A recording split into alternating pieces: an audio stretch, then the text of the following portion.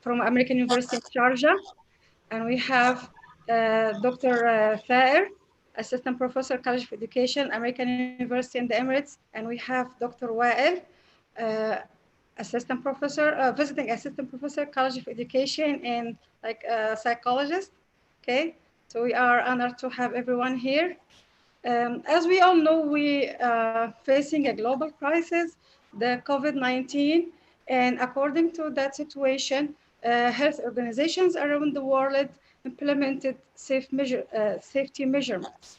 So as a response to that, the educational institutions transitioned to online teaching. As AUA, as a leader, has hosted many initiatives, we are glad to present this online forum to discuss the impact of COVID-19 on education. So let's start.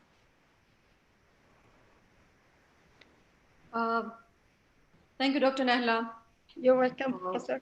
Good afternoon, everyone. On behalf of American University, the Emirates, I heartily welcome all the panelists, especially Dr. Solomon and Dr. Vian, and all attendees who have joined today to this webinar on impact of COVID-19 on education. We all are experiencing a new educational paradigm, and I hope all of you will agree with me that there are still many questions unanswered about the future of higher education sector that is really uncertain for all of us. We have lots of questions. We are not sure what will be the driving factors for the regional and global higher education market post-COVID-19 especially. How the students will be perceiving the forced tech disruption in higher education, how they are perceiving the transition to online learning, especially the marginalized students, how we are going to engage them, what kind of reskilling and upskilling will be required for our faculty members. And these questions are more relevant to this region. I would like to say UAE especially, and of course the GCC region. I'm not sure, but considering the flexibility we all are experiencing while working from home, should we confirm that the future is going to be digital? This quick transition to online teaching has raised a number of challenges.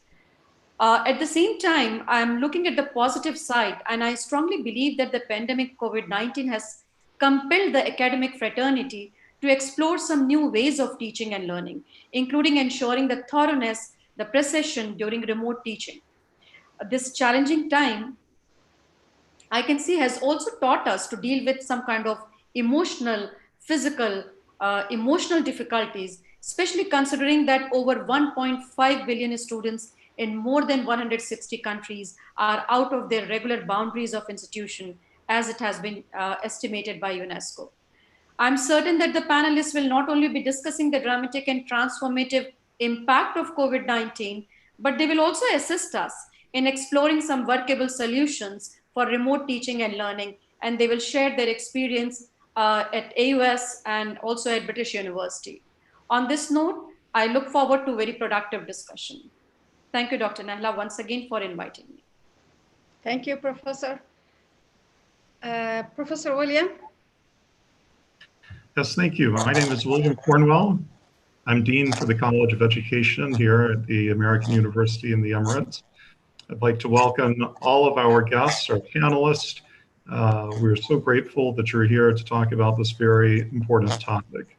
As the Provost just explained, we are in the middle of a really potentially transformative moment in education. It's been said that COVID-19, in many ways, the pandemic and the country's responses to it, particularly the countries that went into lockdowns and where people were staying home for long periods, that in some ways that accelerated a lot of trends that were already present in society. So in education, of course, there's been a sort of gradual development of online learning and distance learning. That was something that's been occurring for many years, but we've had a huge push as a result of this pandemic to go much farther, deeper into this area of online education than anyone would have anticipated just a year ago or even half a year ago. And there are so many areas that need to be researched as a result of this. We need to know, what effect is this having on the children and young adults and adults from grade school level all the way up to universities, who signed up or started classes back in January expecting a traditional face-to-face experience, and were suddenly thrust into this completely different experience. Some of them were well prepared for that. They may have taken online classes before. They may be very adept with technology. They may have good Wi-Fi, good computer equipment, good computer skills, and they may be able to transition very easily into this environment. For other students, we know this is a very difficult challenge for them. Maybe they don't like doing a lot of things digitally and electronically. Maybe they really need more than perhaps some students, that face-to-face, individual, person-to-person contact and the dynamic of a classroom. And this is probably particularly an issue at younger ages. We forget that education is providing, particularly for younger children, it's providing a very holistic experience. It's not just the delivery of lessons and the practice of skills. There are social skills that they are learning by being with their peers, both in the classroom, the lunchroom, the playground, all these areas that the digital environment can't very well recreate. So we need to think about what's being lost there and what effect this may have. And in what ways perhaps the digital education, if this is something that we're going to be seeing more of in the future, in what ways can we use these tools to help with those sorts of skills and those sorts of experiences that right now often have just fallen away as a result of this very abrupt transition to this new and different model. Anyway, there are many different questions. I don't want to take much time because while I have lots of questions, the panelists probably have answers, and that's what you all came here for. So I do appreciate everyone's attendance. I look forward to what I'm sure will be a very stimulating forum, and I appreciate the work that everyone has put into this, most of all Dr. Nala, who has organized it. So thank you all for being here. Thank you, Professor William. Thank you. Let's start with Dr. David Salomon. Okay, as I mentioned, he is the head of Master Program of Education in British University in Dubai. His focus area in education. His PhD was earned from the Q11 Belgium University, Belgium. And he has long years of experience teaching and research. So we are glad to have him with us.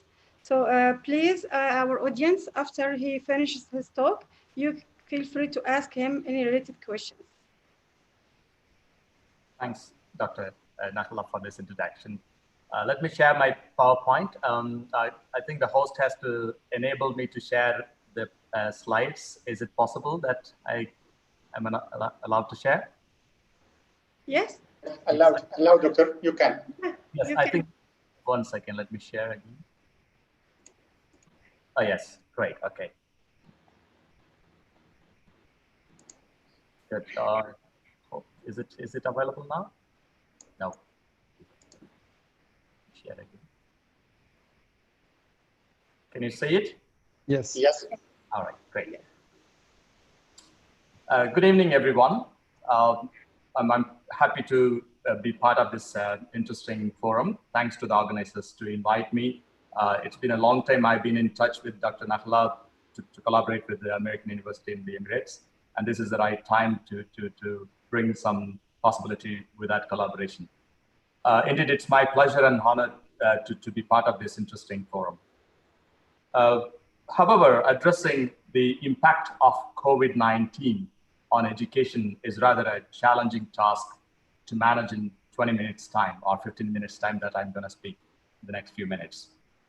Therefore, as asked by the organizers, I will rather focus my presentation on teaching in times of pandemic. So I call my presentation as disrupted yet deliberated. So we did it, even though we had some struggles to handle that. So as an educationist and as a practitioner, I would say that teaching was to some extent disrupted by the pandemic, yet most of us deliberated diligently to large extent and in many contexts. Of course, There are challenges that every one of us experienced. We have learned lessons from this experience, and we continue to learn several lessons for our future practices. I will mainly focus my presentation on the trends of teaching in times of the pandemic, exploring the opportunities, challenges, and offer some ways forward. That's going to be my focus. Let me see how I can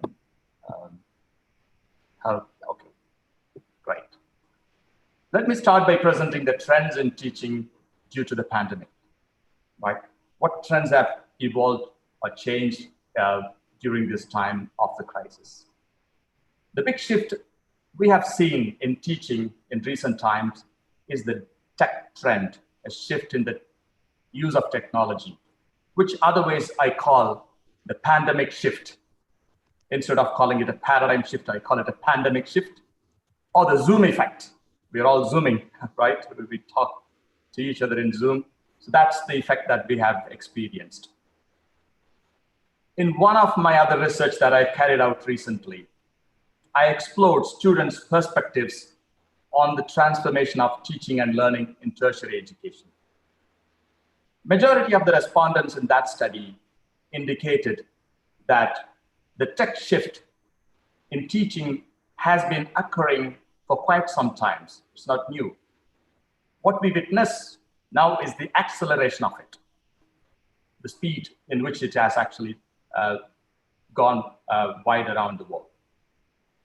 And some argue that 5 months ago, no one valued online teaching, or many did not value online teaching as we do now. While some others argue, hey, wait for another 5 months to see the growth of the online teaching during the post-pandemic world. Hopefully, things are going to be all right in 5 months' time, or less than that. While some take this in a realistic stance to use blended approach, that's going to be the future, some predict, and let's see what's going to happen. And of course, universities, academics, students who already dated with online teaching and learning could quickly face and adapt to this disruption as they were familiar with it, while some others struggled to cope because they never dated with it. Some suggest that the pandemic exposed how we were underprepared, or how we are underprepared to deal with such emerging crises in teaching and in education. Of course, some countries and some institutions were well prepared to face this, while others found it difficult. And I would say in the UAE, most institutions could very quickly bounce back and be resilient to face this new reality, including our university, the British University in Dubai. We completely deliver the entire term teaching online using Blackboard. Some consider that this trend is going to be the new opportunity, while some others caution about the potential challenges and the troubles that it might bring.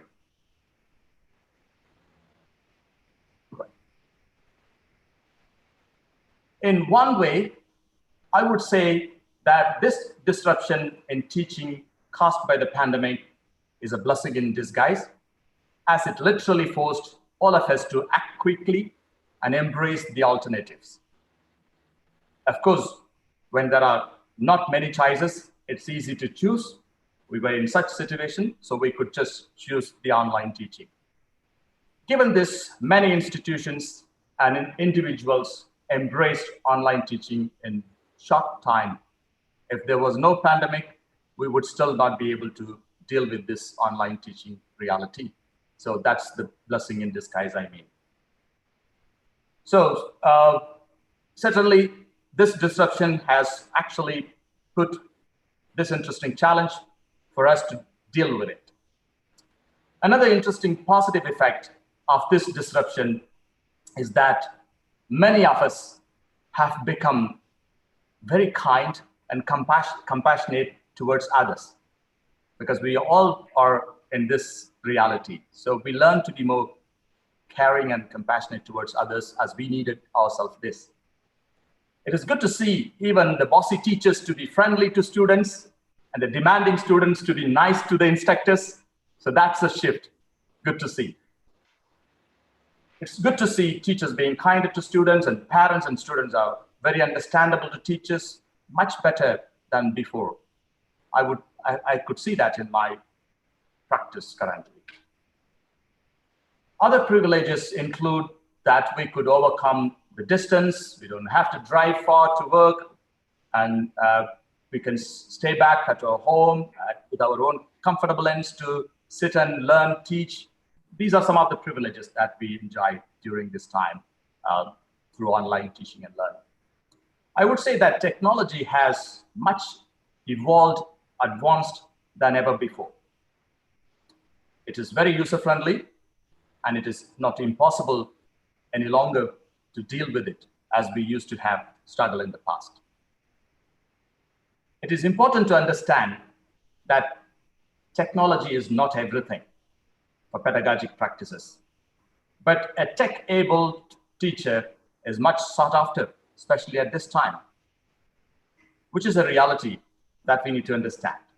If you span around in the job market, many tech-able teachers are on demand. Many institutions are starting tech research center, ICT research programs. These are really catching up in this time that is very attractive for online teaching and learning. Let's look through some of the challenges. The key flip side of online teaching and learning is the increase in screen time and its impact on our physical and psychological well-being. We spend more time on screen. Children spend more time on screen. So this is something that we need to be mindful. Hospitals recently reported that there is a spike in eye problem in times of the pandemic due to the increase in screen time. So we have to be very careful about using screen for all our daily work and teaching, learning, and other activities. It is also possible that people may develop aversion towards online teaching and learning, as excess of everything may result in disliking. Already, people are tired of webinars and online, sessions, because everyone is doing this around the world. So that's going to be a negative effect, I would say. Some argue that nothing compares to real. For them, online teaching and learning is not real. Online teaching is most similar to touching someone with gloves. Wearing gloves and touching someone is not real. Feel. For them, it's okay to use gloves during the pandemic time. Same way it's okay to use online teaching in times of disruption, not forever. As we are real people, real teachers dealing with real students, we need real learning space. This is what some who like such face-to-face experience. As the dean started out well, saying that more than the teaching, the social side of learning, the informal learning experience, the coming to the campus itself, meeting peers, meeting other fellow colleagues, gives us a lot of learning every day. We miss those aspects of the social side of learning. That's something that we need to be very mindful as well. I would say we should be also mindful of the digital divide, that not everyone is able to have the privilege to own high-tech devices, and the tech ability of all, that not everyone is able to deal with the modern softwares or all the new gadgets. So we have to be mindful of those challenges, and we must consider the gap in resources for all to embrace technology. Not every institution, not every country is able to equip in quick time to deal with these kinds of demands. So these are some of the challenges I see. The big question here, how best online teaching and learning is helping us for the universal pursuit of knowledge. Philosophically speaking, that going to university, learning in a university is directed towards the pursuit of universal knowledge. Are we able to achieve this goal merely by shallow teaching and learning in online platforms? We need to really introspect our own practices. Let me show quickly. I'm sure that you are aware of these basic, learning taxonomies built by Bloom's quite long ago. We have the latest one called the Bloom's Digital Taxonomy. Before I put forth the way forward, let's quickly reflect on these, models that were built earlier. I don't want to go over them in the interest of time. However, it is important to evaluate the use of online teaching and learning and its rigor to meet the higher order thinking skill, which is possible only in deep teaching and in deep learning, particularly the ability to analyze, evaluate, and create requires cognitive rigor. Are we able to provide such cognitive rigor, the possibility to learn the higher order thinking skills using a few approaches in online platforms?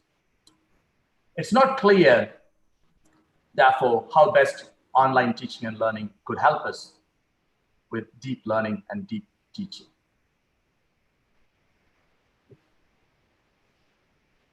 It's important to turn to theories for insight how many theories around are helping us in finding answers to the problems that we are facing. And I'm very mindful and aware of the rich theoretical basis in the field of teaching and learning. I don't have time to go to all of them, and it will only increase the complexity of our reflection if we attempt to visit all of them. Therefore, here are some of the essential theoretical reasoning and reflection that I would like to offer as ways forward to reflect about our current and future pedagogical practices, especially as it disrupted in this time of pandemic.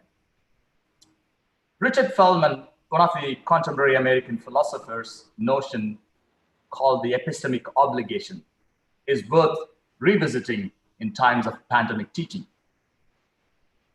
Feldman asserts that as instructors and as learners, we must hold epistemic obligation, which demands two duties. One duty is to know the truth, the other is to avoid error. I'll repeat, one duty is to know the truth, the other is to avoid error. And it is not easy to hold epistemic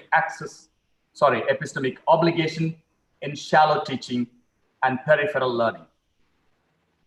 He argues that institutions, instructors, and learners must fulfill epistemic obligations to ensure the universal pursuit of knowledge. An epistemic obligation is the pedagogical moral duty otherwise, as contested by Robert Hardy. So if online teachings and learning is not able to help us to fulfill our epistemic obligation, our pedagogical moral duty, how good are we to go with it? We must be aware of Lee Schulman's pedagogical content knowledge framework, which was further developed by Misra and Holher, who added technology and called it technological, pedagogical, and content knowledge, that an instructor must have familiarity with the technology, the pedagogic ability, and then the content knowledge in order to be a good instructor, right?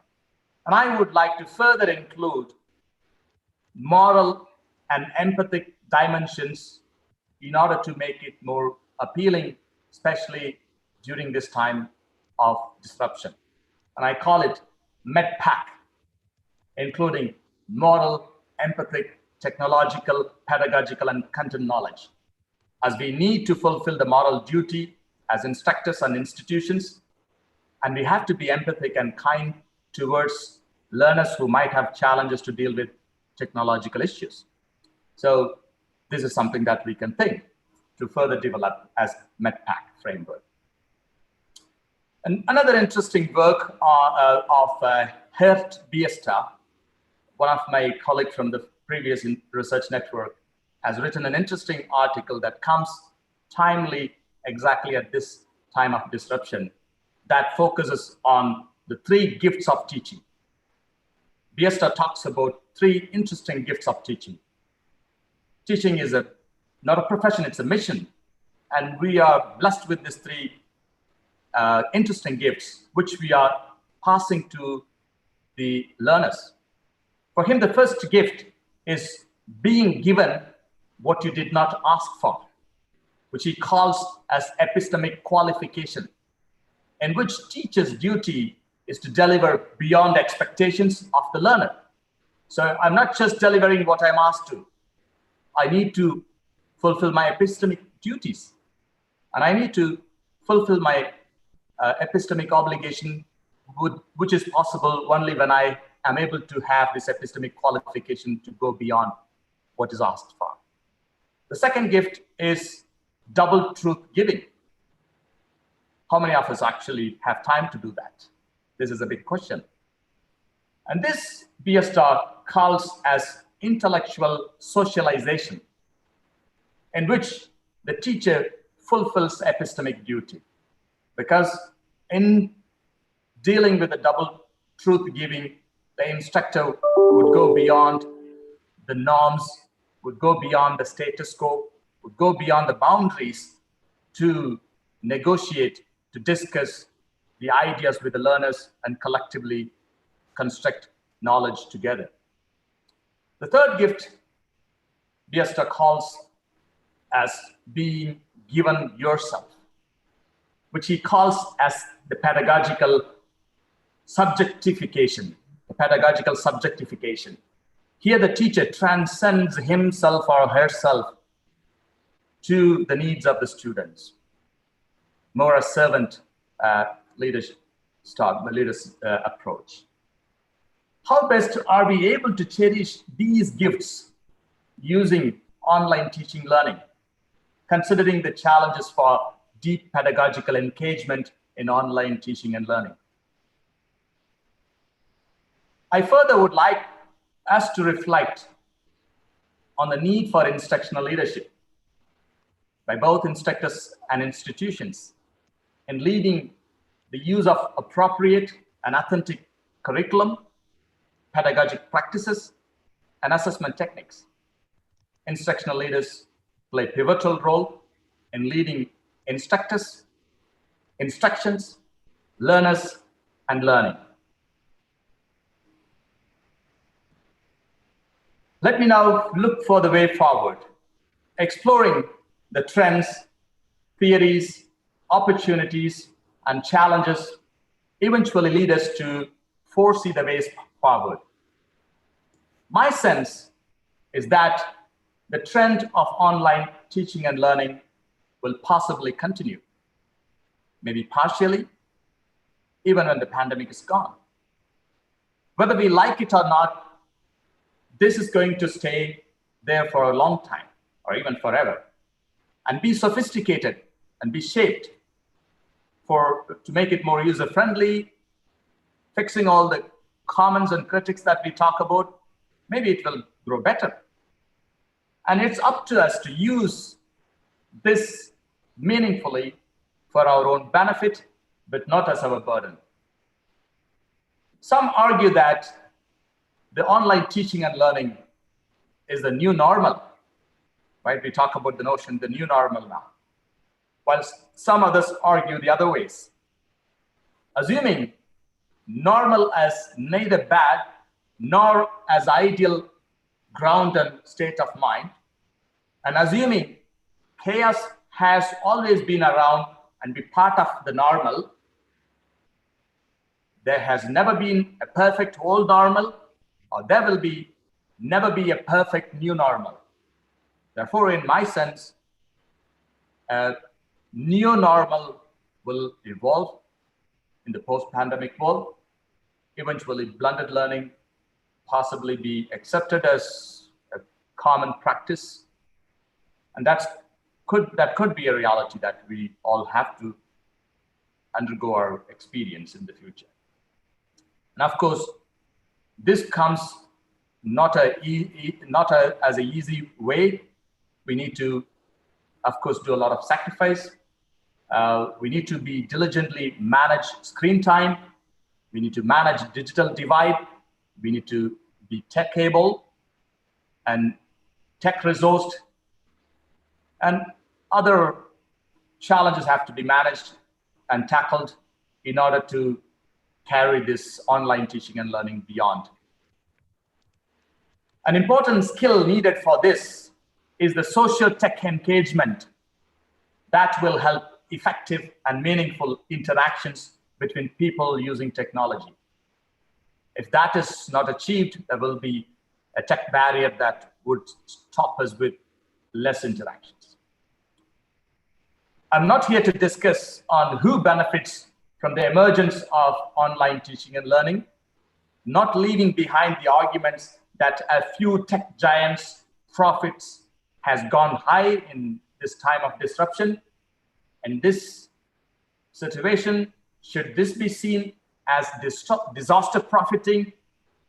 It's another debate that I don't want to open now.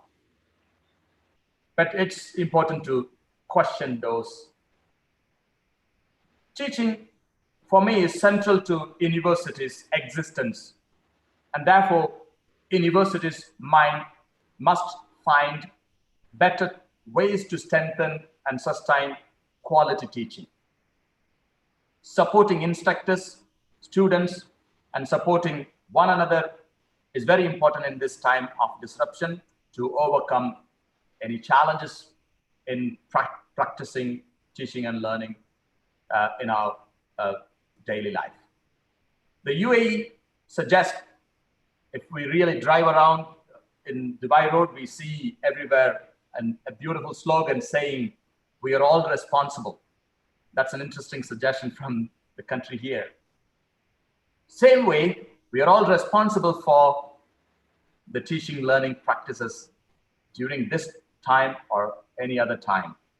So let's be mindful of the challenges and opportunities and take this as a learning experience to further drive our educational practices for the better of the world and for everyone.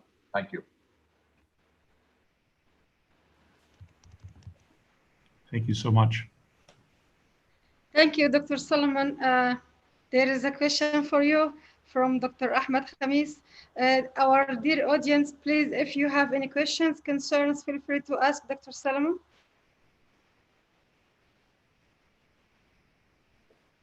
There's some questions in the chat box, and I believe. Do you want? Okay, let me check if I need to stop sharing this, and then I can see the chat QA. Okay, is there any research on ways to provide alternatives for the absence of the social aspect of the educational experience in distance learning?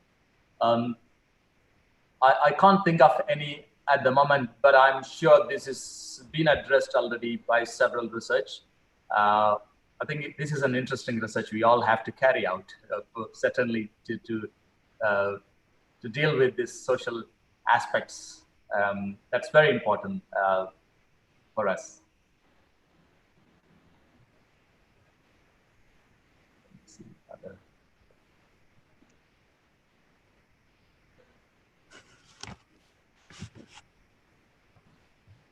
What is your take on synchronous and asynchronous instruction in terms of learner engagement? That's quite technical terms, which I haven't really thought about. Maybe it's interesting for us to explore. If you have any questions in the line of arguments I made, that would be more appropriate to engage in discussion. Okay. The other question of Dr. Ahmed Khamis is on the chat, not on the question and answers box, it's in the chat box. He's asking you, in your opinion, was the quality of education affected by distance learning? And then was it affected positively or negatively? What are your recommendations? What do you advise students in high of current challenges caused by COVID-19? I think this is a good question. This is in line of what I offered in my discussion. I think in my sense, certainly the quality of teaching and learning has suffered during this online teaching and learning. We should be honest. And it's mainly because most of the instructors were learning themselves, and most of the students themselves have not really be ready to go through this online teaching and learning. So of course we don't have to be shy to talk about this. We can learn from our mistakes. The tools are very new for many of us to deal with. We try our best to use them, but as I said, they are not giving us the real feel of teaching learning. That's something that is the discrepancy. We cannot have everything at at this kinds of time, so we should be mindful of that challenges. But to put it in a nutshell, the quality has suffered.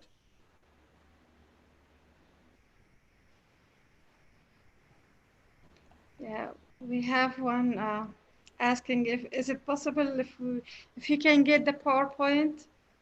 Yes, please. I will share with you the PowerPoint. It's very simple PowerPoint, and you can use it. Share it with the participants.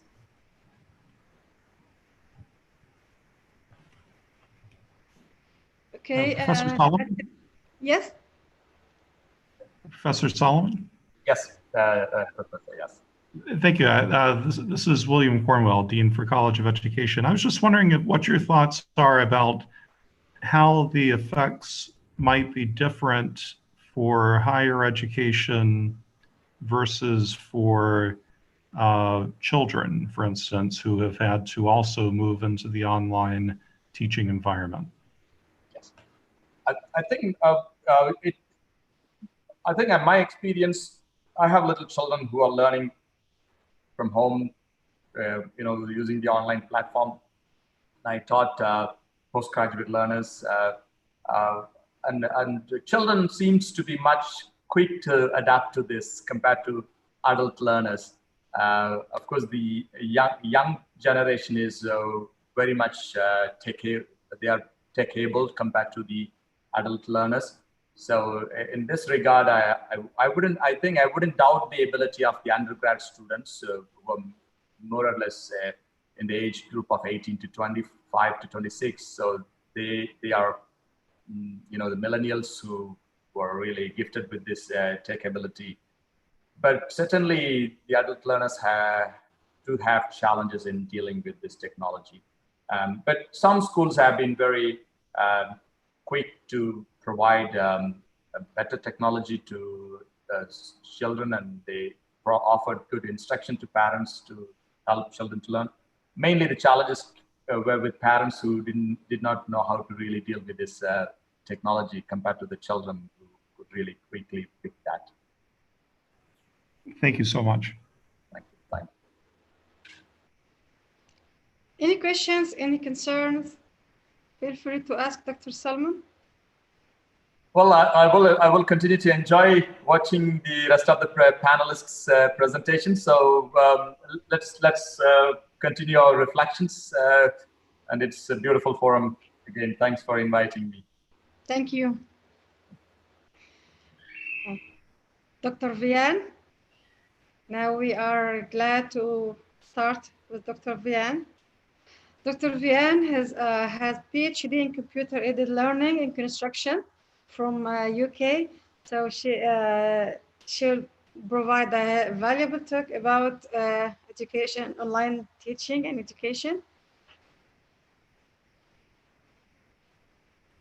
Hello, good evening, everybody. I hope you can hear me.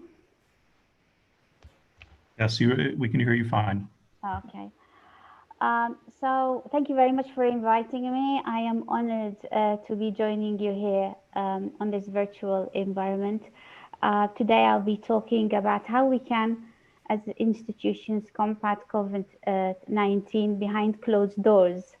And just to elaborate, perhaps I've been invited to give this talk because of my role, not only as a professor in industrial engineering, but also as the director of alternative delivery for teaching and learning in the American University of the Emirates. And I joined the American University of Sharjah, in 2018 in order to support the development of the development of the technology supported learning, which there was very little intake of it, if any.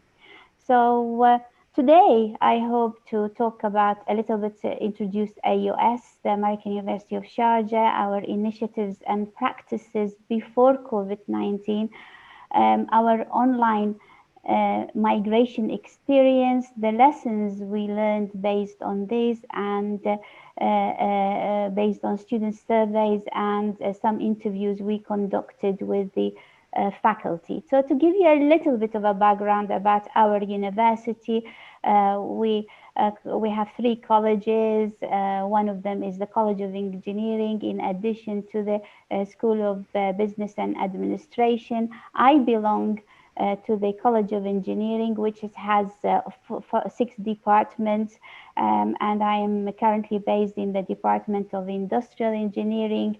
As a college, we offer bachelor degrees, master's degrees, and recently launched a doctoral degree.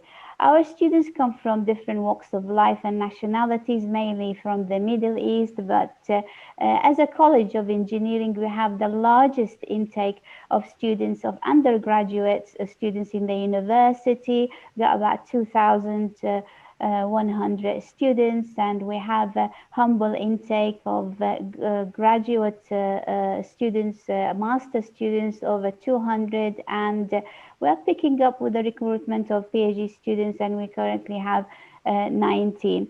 In terms of faculty numbers, we got 97 full-time faculty, which is quite a large number.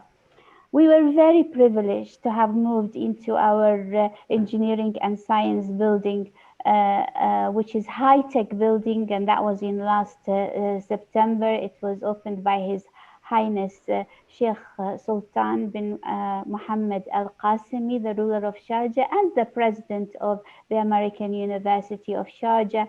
Our classrooms are equipped with interactive smart screens, lecture capture systems, smart lighting, and advanced audio visual systems. So in terms of the physical space, we are very much equipped with smart technologies. And in terms of the initiatives that were going on before COVID-19, there was very, very primitive steps that were taken, but we were preparing for the application, for the e-learning application to the Commission of Academic Accreditation to obtain the license so we can move towards blended learning. So not great initiatives, but we were just thinking of going in that direction. Our online virtual learning environment was like many other institutions, and it still is a blackboard, and we had our classes equipped with Panopto, which is lecture capture technology. We got built-in cameras in the classes and so on. And we used to offer the training from ITS to faculty, but to admit there was very little, if any, intake of this training, and not many people were really enthusiastic about engaging in the training. So since my arrival, we kicked off with some initiatives, and we started with the graduate teaching assistances, and we produced a very rigorous program for them. Graduate teaching assistances at AUS, they are sponsored, and they offer their support to faculty. So we thought, why not educate the educator and start with the GTAs? And we had one group finished their training last January, and they were certified. And this is our wonderful dean issuing the certificates. And that was just last January. And it was a very positive exercise. Our students now support us with our online experience, and also they feel that they feel that they've gained confidence, they've added value to their educational experience. And in terms of structure, I had put a very good structure in place whereby we assigned technology supported coordinators for each department, and these coordinators will liaise with me. We have a technology supported learning committee to see what are the actual needs within the ground, how can we actually draw on good practices, and so on. And we had a very good support, and still do, from the IT services, where they respond to our needs and so on. So they were just very, very slow steps just before COVID-19. And I was privileged to actually meet Dr. Nisreen, who's probably hopefully in the audience now, when we went to this blended learning workshop in Abu Dhabi in January 2020. And this is how I got introduced to AUE. So thanks, Nisreen, for also staying and being networked with us and to date. So we were all trying to figure out how best to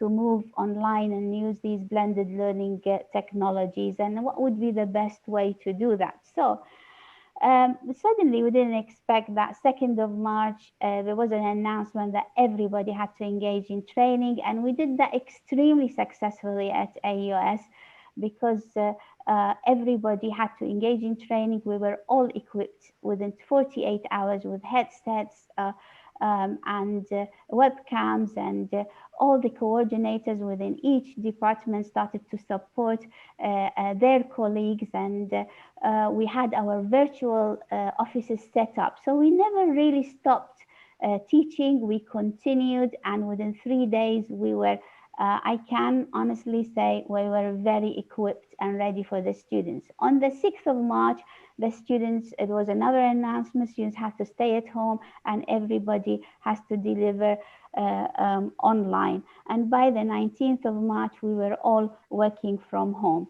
But we had some good practices to share, and I hope we continue and improve on these practices. So we use the technology to communicate. So I tried to understand what the faculty needs were, and what, if there are any needs for a specific equipment. These faculty would coordinate with the coordinators within the departments, and then we will gather the college request, and it was all open and transparent on Google Drives and Excel sheets and so on, and ITS would have access to it, because it was a very, very tight schedule and we had to really move on very fast. We did face, of course, challenges where suddenly we realized that people use digital tablets, and we had ordered few, and then there was the virus spreading. People didn't want to use each other's digital tablets, so we had to order some more, but they were too expensive. So we had to downgrade and ask for, provide less expensive ones. And for me, the message here is that for all institutions, if you have to buy any devices or any equipment, make sure it complies with the university policy and standards and ITS standards, because when it comes to maintenance issues, they don't really, and they are quite right not to provide such services on individual requests. So we had to standardize the equipment. What did we learn? We learned that when pedagogy needed technology, we reacted fast because we were driven by the need rather than choice. For 2 years, we were dragging our feet, trying to think, well, what shall we use? Who's using best practices? But when we really needed the technology, we got in there and we delivered. And at times of crisis, I totally agree with Dr. Solomon. We became a close community. We became a community of learners and educators at the same time. And really, this crisis brought us together. And we learned that we learned without fuss, because we felt that our students mattered, and this is what was our objective. What can we do? How quickly can we do this? And how to serve our students' best interest. And we were lucky; we had a good infrastructure in place. But then you want to ask people who are sitting behind closed doors, what are you doing? What are your practices? How are you coping? And so on. And everybody is so busy, they just want to get on. So how do we know what people are doing? How do we know how well are we doing? So after not having any responses, and quite rightly, our colleagues were busy, I used the flipped approach. I went and did a survey and asked our students within the college to identify their preferred online taught courses. And we did the survey. We had 297 responses and a good participation from each department. And the one question was, the most important question was, what did the instructor do to make the switch distance learning more successful? And we categorized these responses into 3 categories to do with the method of delivery, structures, attitudes, and the technical competence. So in terms of the delivery of the course, the students loved the recorded lectures. They loved almost daily office hours that were set up for them. And they loved the fact that our faculty made some adjustments for their assignments. They loved the interactive sessions that were offered to them, and whoever has made their lectures fun. And in terms of attitude, they gave some really good examples to why they picked this particular faculty, mainly because he was helpful and quick in his responses and took time to answer our questions. He was flexible. He extended some deadlines, adjusted the timing of the classes. He was friendly, cooperative, listened to our suggestions, organized, and communicated well with the students, and he was considerate as well. These are the things that really matter to the students, and this is why they picked these as good practices. And instructors' technical competence, it's amazing how much our students noticed everything and have an opinion about everything. So they felt that it was the same quality of delivery as traditional delivery. The faculty used the technology with ease. This is why they picked them. They used polls to engage them. They used video streaming to engage them. They wrote on paper, simple technology. They wrote on paper to mimic the whiteboard in front of the camera, and they used whiteboards to solve problems. So really, they loved that.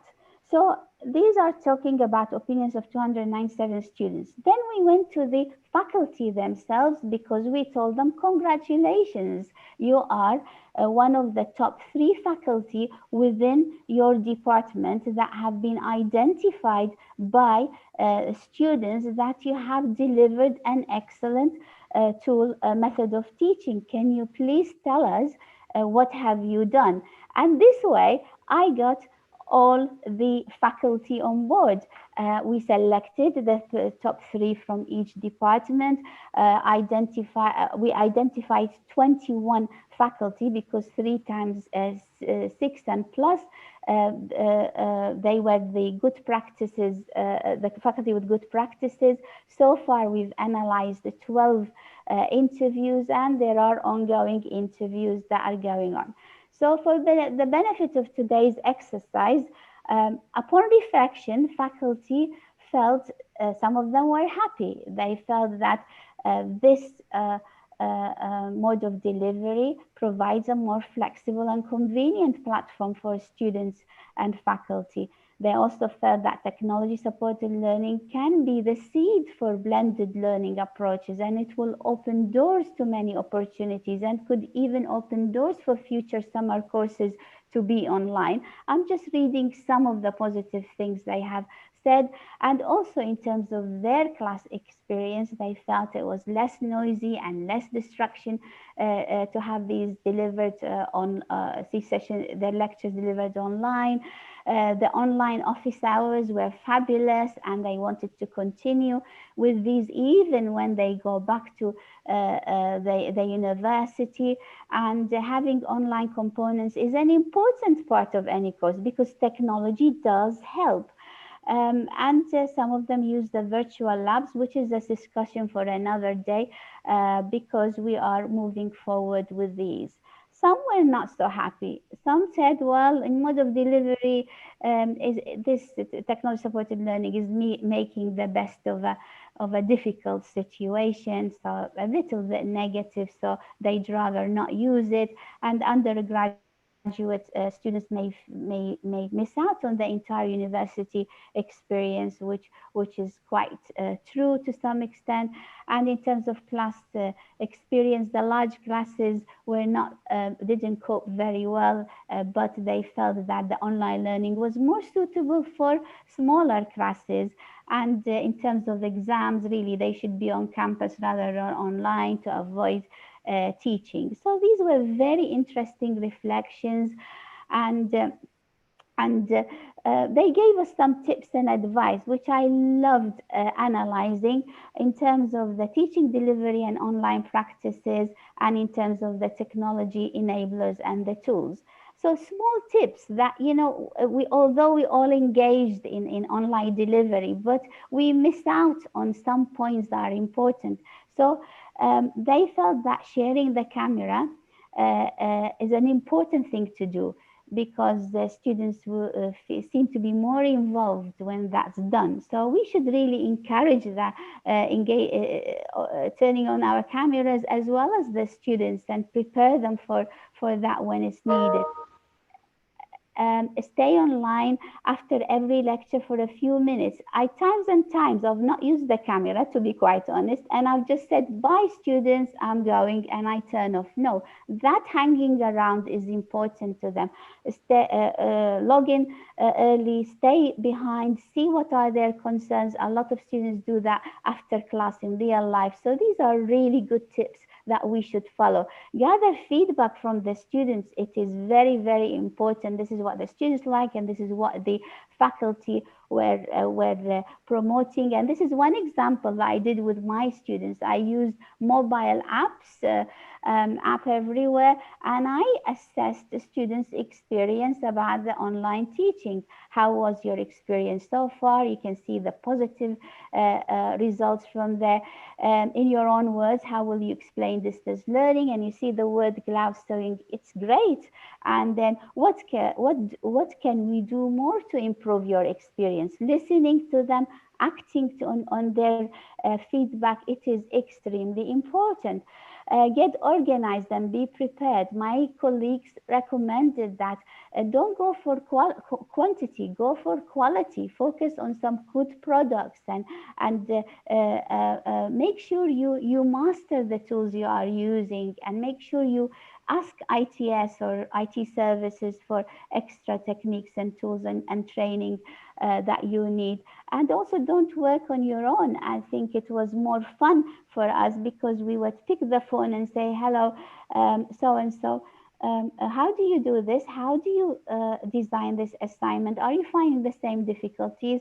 So really learning from each other is very important. And most importantly, if you're going to invest in quality hardware, make sure that it's a good quality hardware. So for example, if you're going to go for digital tablets or wireless headsets are better, for example, than wired headsets. And some of our colleagues were saying, you know, it's more mobile, and it's just we can move with ease with these things. So also get organized in terms of the teaching and learning spaces. It is extremely important to learn what the technology can do, and forgive me if you have mastered this by now, but it's one of the good practices to have your repeated lecture sessions rolling from one week to the other, so you don't have to panic and set up a link and students know exactly where to attend the lecture and so on. And also to have your virtual offices set up for the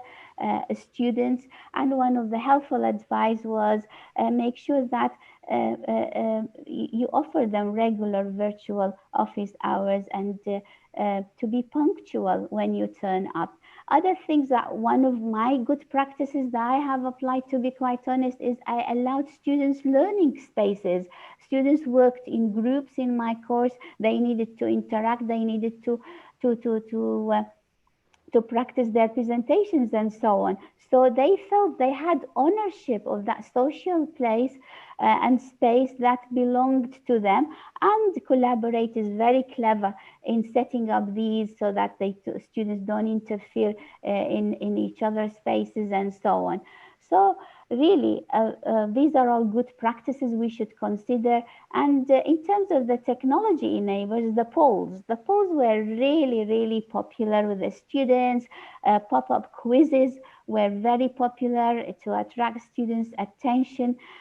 So really, have class quizzes. That was the message, even if it does not count towards the grade, because we have a grade usually for students' participation and attendance. So in terms of participation, this was a very good practice to take forward. And some of our colleagues used Kahoot. I haven't personally used it, but I will be one of the things that came out of the study, and this is one of the things that will take us a step forward in order to enhance the teaching with some quizzes that are online. Also, they used the whiteboard. These were connected with the digital devices, with the digital tablets, and don't be restricted with what Collaborate or other online tools can offer. It is good to use these tools, but look for alternatives. And apparently, this whiteboard within Collaborate wasn't the best tool. It was a little bit restricting. So one of our colleagues recommended that we used another application, which is a free download, which is Microsoft Whiteboard. It allows you to write on a number of slides, export these slides to other applications. And again, this is one of the things that we will be recommending to faculty, because it worked for some of our colleagues, and we should really promote these good practices.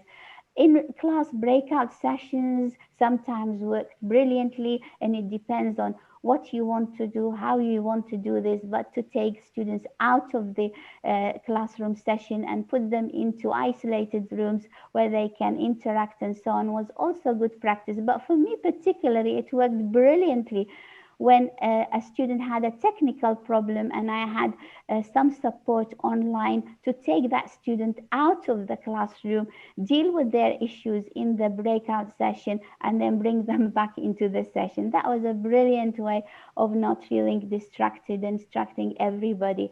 Also, use educational videos. That was high on the agenda. Yes, breakdown. Many of you would do that anyway. And record the sessions. Why not recording the session? I think it's very useful for students who have connection problems, so that they don't feel they've missed out and the sections have been recorded. And also, don't just rely on one a tool, Collaborate, whatever you're using. Use backup tools. Make sure you are equipped for the summer semester or the next semester, and there are a number of them like we are using now.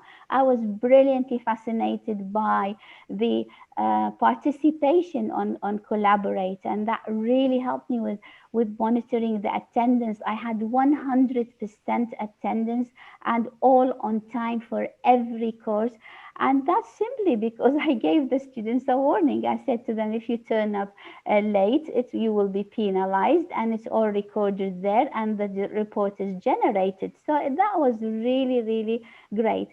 My colleagues also recommended that they encourage students to post things in the chat box, and that is one thing to show that they have participated into the sessions, and they can trace all these links. So be prepared, that's the message also. Understand what software is needed, what is available, what is readily available. At AUS, we are very, very lucky.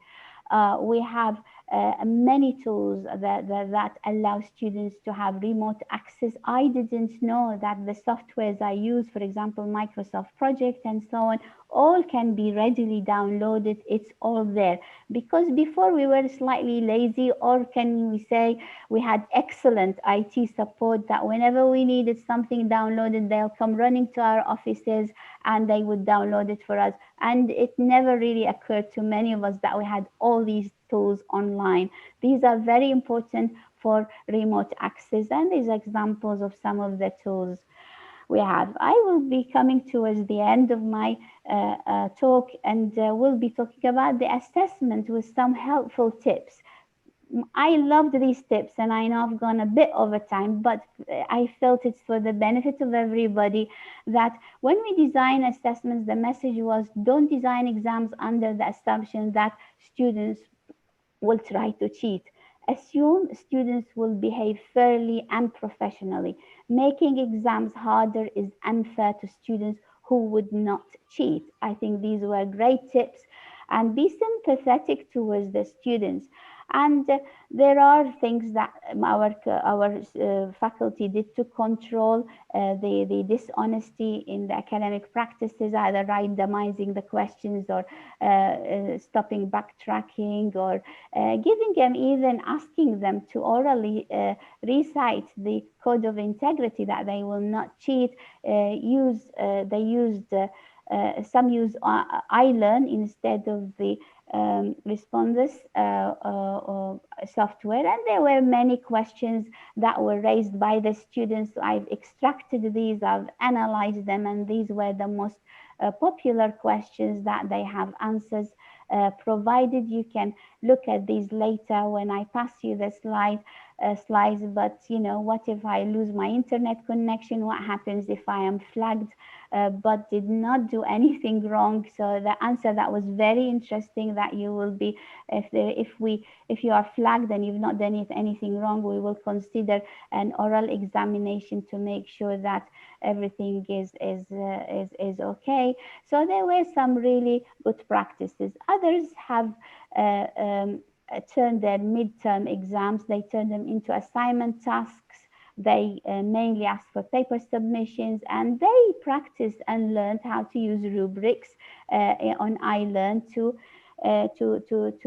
help them with the marking, and this is very good. So really, in summary, writing equations, for writing and derivations, we should make use of the technology and the whiteboards and the digital tablets. Internet connectivity it's a problem, so we should record the lectures. In terms of the student engagement, we could use Blackboard discussions and hands-on students participation, use Kahoot, use interactive material, use randomized questions for assessment. But the most important thing now, we need to move a step further. We feel now we can communicate, we have delivered. We need to explore the 3D technologies. We need to explore the other software that will help us use instructional design, Camtasia and these types of software that will help us make our teaching more innovative. I use the slide almost now in every presentation I do, no matter how different it is when it's aligned to the online delivery. And this is our role model. Stephen Jobs says innovation distinguishes between a leader and a follower. And I believe that every institution can be a leader through their own practices and good practices. I loved this song. It captured the mood of the day and brings a lot of memories for teaching behind closed doors. And this is my gift to you, as I have gifted it to many others. Thank you very much. Thank you, Professor Vian. There is a question for you here. How do we deal with those students who would like who would log in and mute their mic and audio? That's just an example provided by one of the participants or the attendees. How encourage them or mute them? I think engaging them in questions, in direct questions. I think it's very important. So, for example, when I walk into my virtual classroom, I by name, one by one, I was asked, "How are you, Ahmed? How are you, Muhammad? Can you hear me?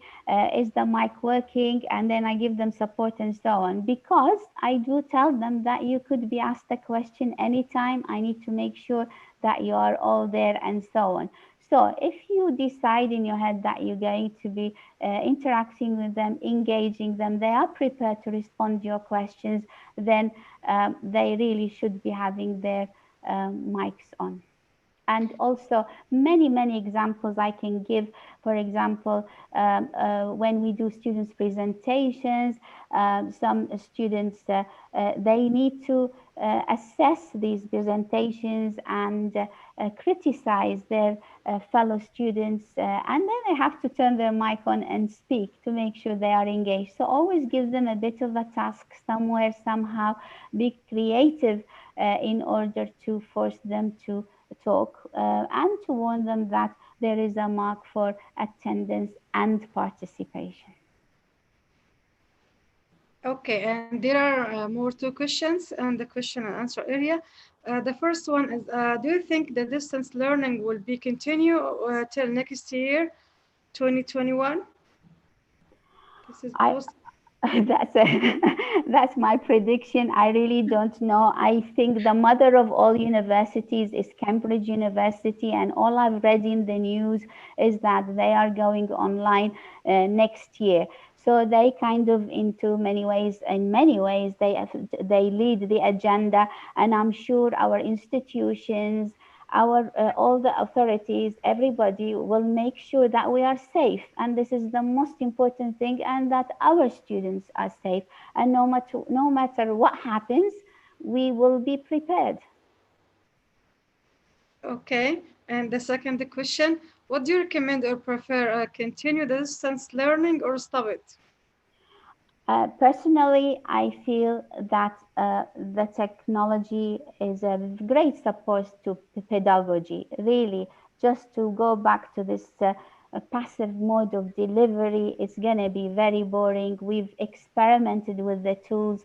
I am very much for a blended learning approach where we can balance between the two. We have exhausted students that turn up in the evenings for their master's courses. They are tired, they work in the day. Not always is necessary for them to attend classes. We've experimented, we've succeeded, and they gave us some good feedback. So we should really be innovative in how to cater for different students' needs. And to be quite honest, we will be certainly at a loss if we don't deliver through different models of teaching. So I am all for blended learning. I would hate to go back to the traditional way of delivery, although particularly myself, I wasn't very traditional in my delivery, but also to go online totally, I think students will be at a loss, and there may be some innovative ways of having partial online delivery for some courses, which we are really thinking about at the moment, but not fully. That's my view. So we go ahead. It's blended learning. It could work very effectively. There is another question from Rania, I think from Chicago. She asks you, do you think recorded lectures should be removed after a week or so to avoid student procrastination, or should teachers avoid providing recorded lectures altogether? What do you think? Yes, that's a really good question, and thank you for that question. So let's put it this way. Before moving totally online, we used to use Panopto to record our lectures, and many of my lectures were recorded. But what was really good about Panopto is that we could do the editing. We could cut out the bits that we didn't want and so on. We kind of edited, and that was good. So it's mainly professional, and we choose to put it online or not.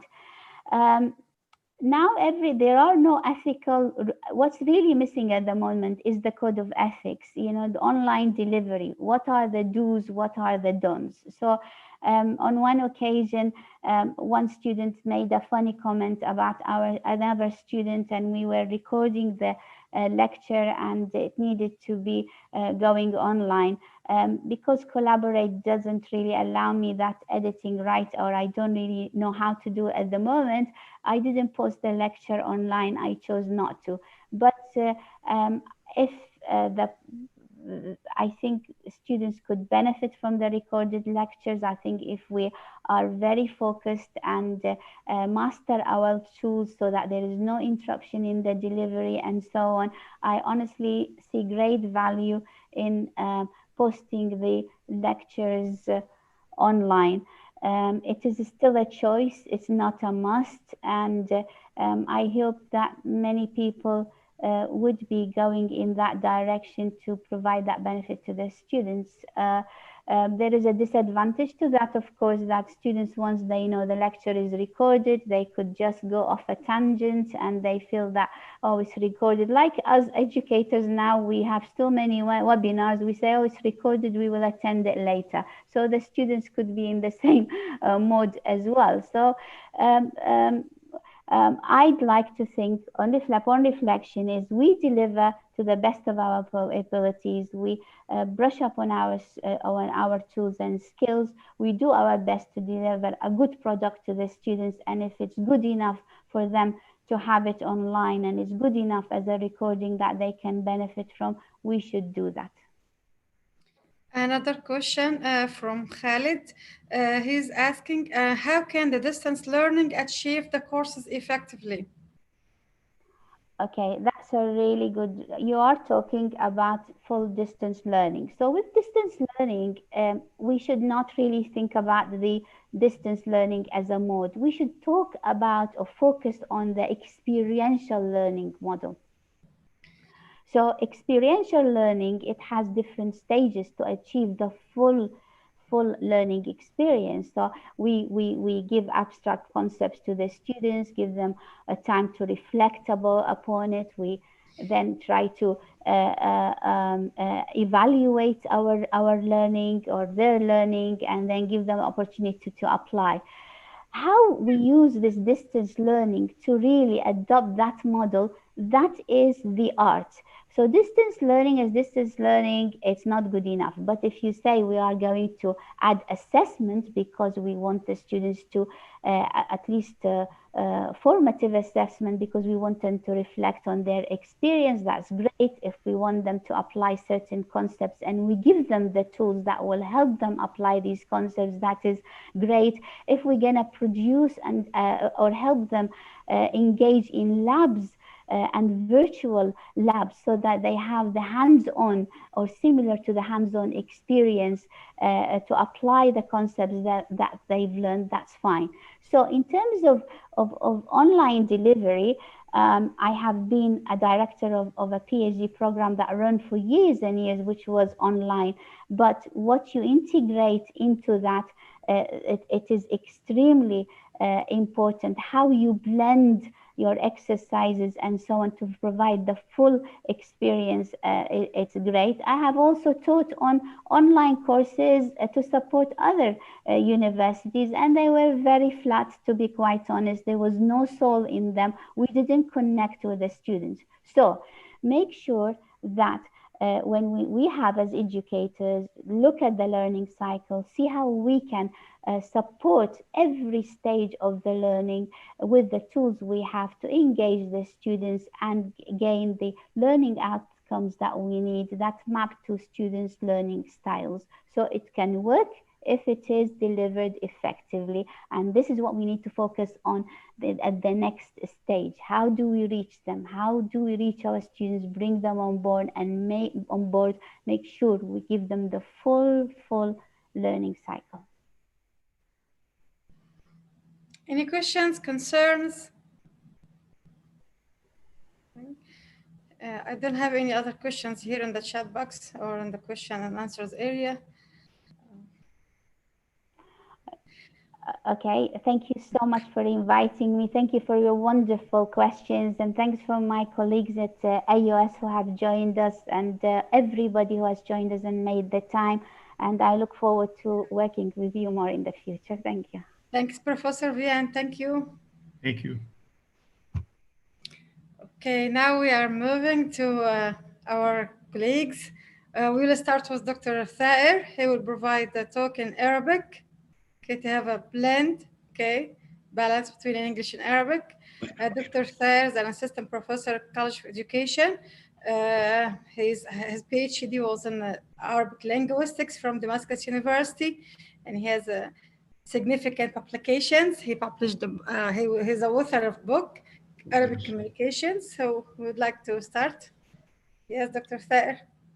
السلام عليكم جميعا. أشكر الدكتورة نهرة وأشكر الجميع على حضورهم المتميز ومشاركتنا في هذه الندوة اللطيفة التي تتحدث عن التعليم في زمن الكورونا وما بعد الكورونا.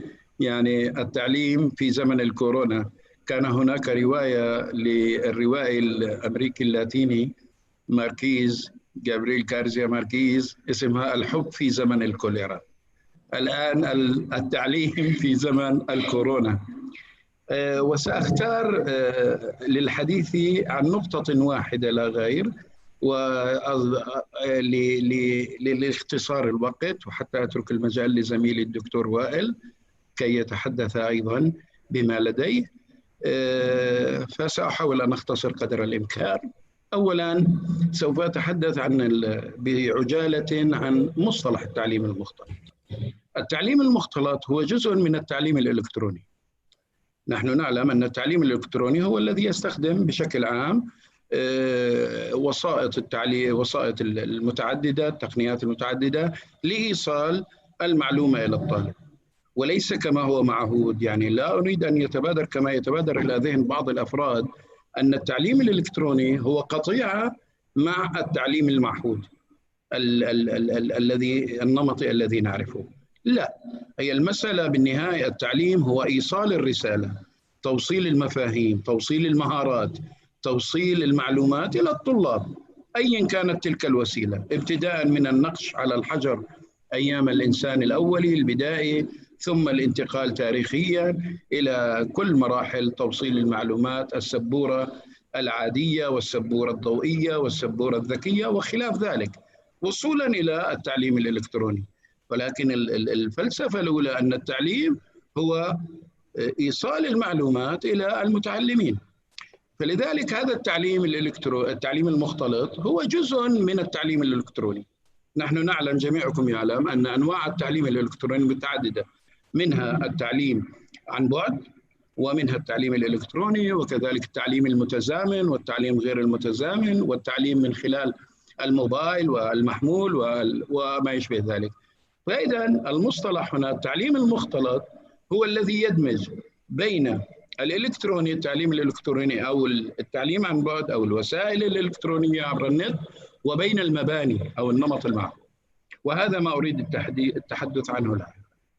لو انتقلت سريعا إلى الحديث عن التحديات المرحلة الاستثنائية. نحن نعلم أن الوباء، هذا وباء الكورونا أو الكوفيد، اجتاح العالم على حين غرة، بمعنى لم يكن هناك يعني استعداد سابق للتصدي لهذه الجائحة. فلذلك هنا صار ما يمكن أن نطلق عليه الإرباك في الانتقال. يعني كثير من دول العالم، كثير من دولنا العربية كانت مستعدة أو تخطط، تضع في خططها المستقبلية للتعليم الانتقال إلى التعليم الإلكتروني أو التعليم المختلط أو أي نوع من أنواع التعليم الإلكتروني. لكن الانتقال المفاجئ أحدث إرباكا. هذا الإرباك اختلفت مستوياته من دولة إلى أخرى. فالدول التي لديها بنية تحتية إلكترونية ومنظومة تدعم الإنترنت بشكل جيد كان وقع الانتقال عليها أبسط بكثير من دول أخرى ليست لديها تلك الجاهزية التي نسميها الجاهزية التكنولوجية. لذلك وجدنا تفاوتا في كثير من دول العالم العربي بين دولة استطاعت أن تلحق وتتجاوز الإرباك في هذا الانتقال، وبين دول كثيرة أوقفت التعليم نهائيا بسبب الحجر المنزلي والبقاء في البيوت إلى حين استكمال أو الخروج من هذه الجائحة. وكان السبب الرئيسي أن الجاهزية التكنولوجية غير مهيئة لها. وهذا ما يدعونا إلى هذا التحدي، يدعو إلى إعادة صياغة المنظومة التعليمية والتحول من التعليم هذا النمطي أو المعهود إلى مواجهة التحديات المستقبلية. أنتقل إنه لماذا التعليم المختلط؟ عفواً وأنا عندي هنا لماذا التعليم المختلط؟ التعليم المختلط لأن التعليم الإلكتروني أحدث أو التعليم عن بعد أحدث نجاحاً وأوصل المعلومات إلى الطلاب بيسر وسهولة. وهذا ما دفع القائمين على المؤسسات التعليمية بل حتى في أعلى المراحل أنه لماذا لا نتجه إلى في المستقبل ما بعد الكورونا إلى البحث عن هذا التعليم المختلط، لأن نجاح التعلم عن بعد أثبت نجاعته ووجوده الصحيح. وهنا هذا سرع الانتقال إلى مرحلة ما يمكن أن نسميه المعلم الرقمي، الذي يكون يعني هذا المصطلح المعلم الرقمي الذي يكون قادراً على التعامل مع كل الوسائل، سواء المباشرة اللقاء المباشر مع الطلبة أو إلى مرحلة التعليم المختلط. أيضاً منح الجامعات والمدارس فرصة لإعادة تقييم قدراتها التكنولوجية وبالتالي تطويرها. ثمة جامعات، نحن قبل قليل تحدثنا عن التفاوت بين دولنا العربية بين مستقبل لمواجهة هذا التعليم الجديد والبقاء في المنازل والتعليم عبر النت، وبين دول أخرى استطاعت أن تتجاوز. وكذلك الحال حتى على مستوى الجامعات والمدارس سواء الحكومية أو الخاصة، هي فرصة. ثمة جامعات ومدارس كانت البنية الأرضية عندها البنية التكنولوجية جاهزة، كانت معظم الوسائل التعليمية عندها تستخدم التقنيات الحديثة، تستخدم النت وتتواصل مع طلابها عبر النت. فلذلك إذا لما انتقلت إلى التعليم الإلكتروني كانت جاهزة للتعليم، وهذا يمنح فرصة كما قلت لتلك المدارس أو الجامعات كي تفكر في تطوير بنيتها التكنولوجية وتطويرها في المستقبل. ربما يطرح هذا السؤال وهو سؤال عميق وله يحتاج ربما إلى أبحاث، كيف يمكن تحقيق منظومة التعليم المختلط بمعنى الدمج بين المباني المعروفة التي يأتي الطلبة إليها وبين التعليم عن بعد أو التعليم الإلكتروني. وهذا يدعونا أنه كان هناك نداء مستمر وقديم قبل التعليم الإلكتروني حتى يقول بمدرسة بلا أسوار. ثمة دراسات كثيرة في التربية كانت تنادي وتطلب أن يكون هناك مدرسة بلا أسوار. أما عن التعليم المختلط فيمكن تحقيقه من خلال 5 نقاط أو 5 نقاط يمكن المرور عليها سريعا. رقم 1، تقليل حضور الطلبة للحرم الجامعي، وخاصة في المساقات أو المواد التي يكثر فيها المستوى النظري.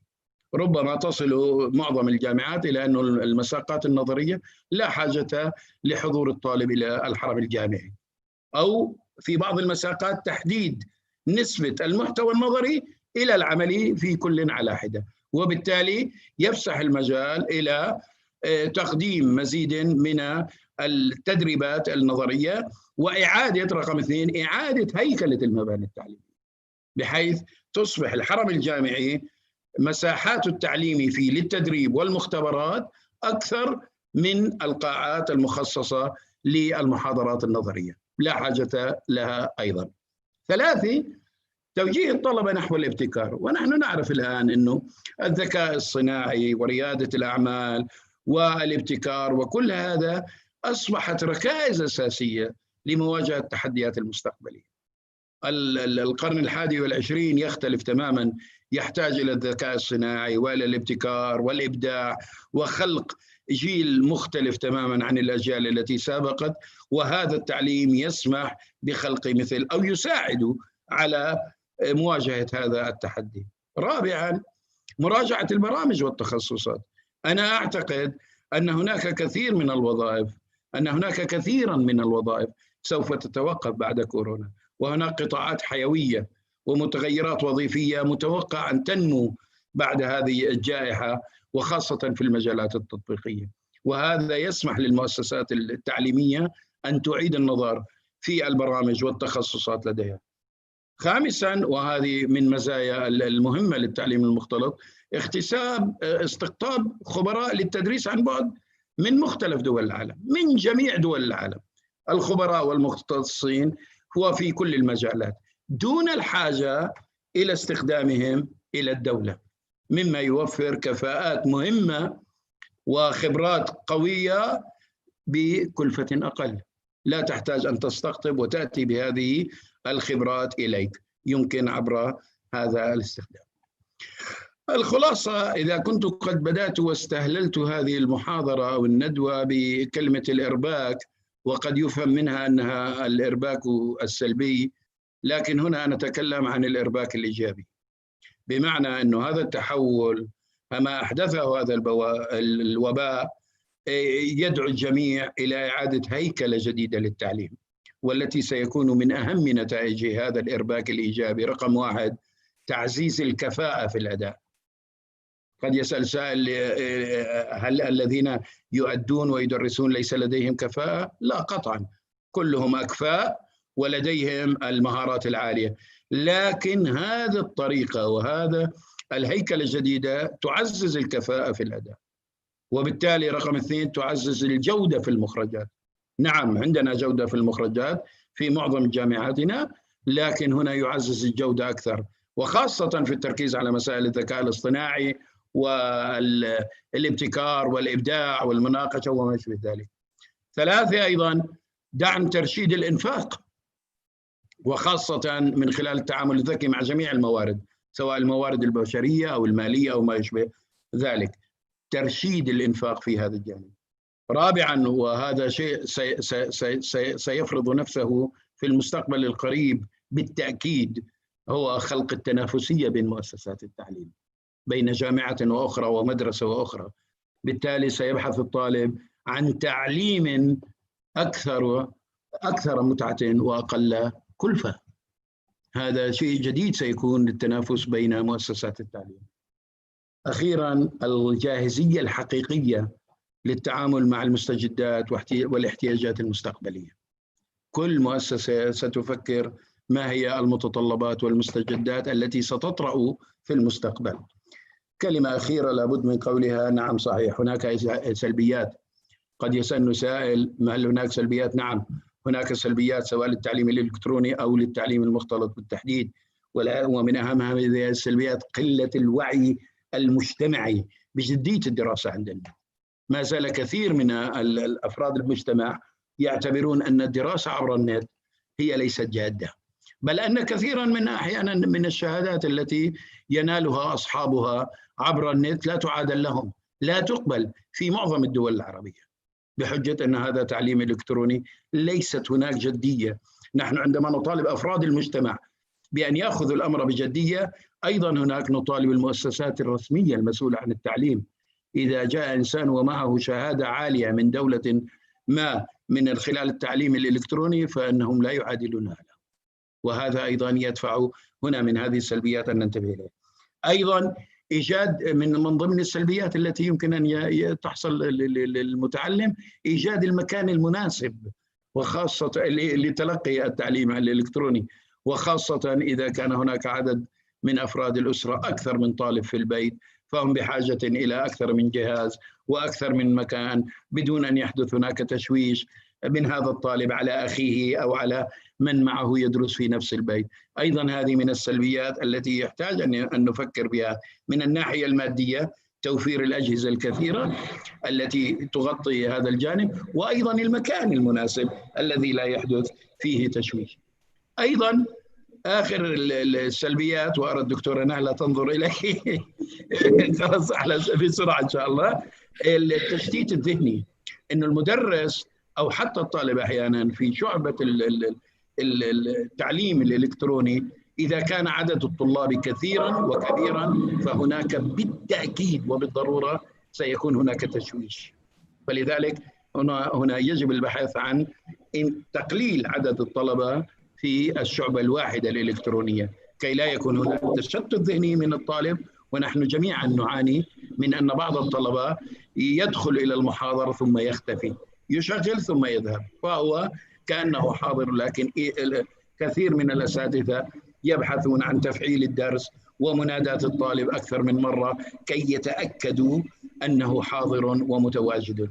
لكن كلما كان العدد كبيرا في الشعبة فإن ذلك سيصعب المسألة على الطرفين، على الأستاذ وعلى الطالب. نعم، نحن بحاجة إلى فترة تأقلم وتطوير وإعادة هيكلة في كل شيء. وأشكر لكم حسن استماعكم لهذه المحاضرة. شكرا. شكرا لك دكتور ثائر. في سؤالين لحضرتك.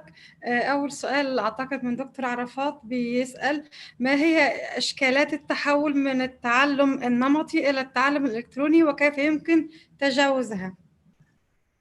شكرا للدكتور عرفات. أولا التحول النمطي هو بحاجة إلى ميزانيات اقتصادية، إنه بمعنى أن يتحول النمطي البناء الذي كان يحتوي على صفوف أو قاعات للقسم النظري وأخرى للقسم العملي، هذا التحول يتطلب إلغاء الكثير من الأمكنة الخاصة بالتعلم النظري ثم زيادة مساحات التعلم التطبيقي والتدريبي، وهذا يحتاج إلى ميزانيات من ضمن التحديات التي تواجه في هذا الإطار.